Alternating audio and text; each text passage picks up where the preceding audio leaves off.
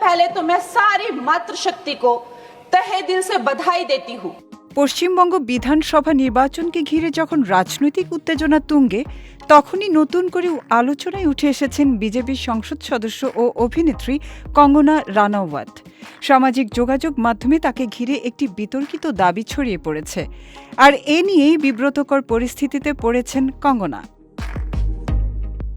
Viral হওয়া এক পোস্টে বলা হচ্ছে, কঙ্গনা নাকি মন্তব্য করেছেন, রাহুল গান্ধী যদি বিজেপিতে যোগ দেন তাহলে তিনি পরদিনই তাকে বিয়ে করবেন। এই বক্তব্য ঘিরে রাজনৈতিক ও বিনোদন অঙ্গনে শুরু হয়েছে ব্যাপক আলোচনা ও সমালোচনা।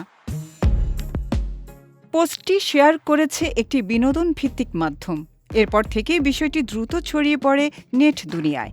কেউ বলছেন এটি একটি রাজনৈতিক রসিকতা, আবার কেউ বলছেন এ ধরনের মন্তব্য কোনো গুরুত্বপূর্ণ ইস্যু থেকে মনোযোগ সরানোর কৌশল হতে পারে। তবে বিষয়টি নিয়ে রীতিমতো তেলে বেগুনে জ্বলে উঠেছেন অভিনেত্রী।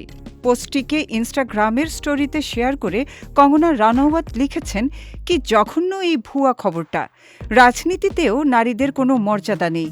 যারা এই ভুয়া খবর ছড়াচ্ছে তাদের লজ্জা হওয়া উচিত। নানা প্রকার উদ্ভট ও মন গড়া মন্তব্যের জন্য প্রায় সময়েই আলোচনায় থাকেন এই অভিনেত্রী।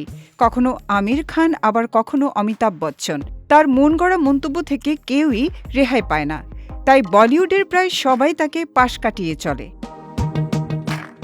তবে এবার তার বিরুদ্ধে ওঠা এই বিতর্কিত মন্তব্যের বিষয়ে জানতে চাইলে অভিনেত্রী সাফ জানিয়ে দেন, তিনি এমন কোনো মন্তব্য করেননি।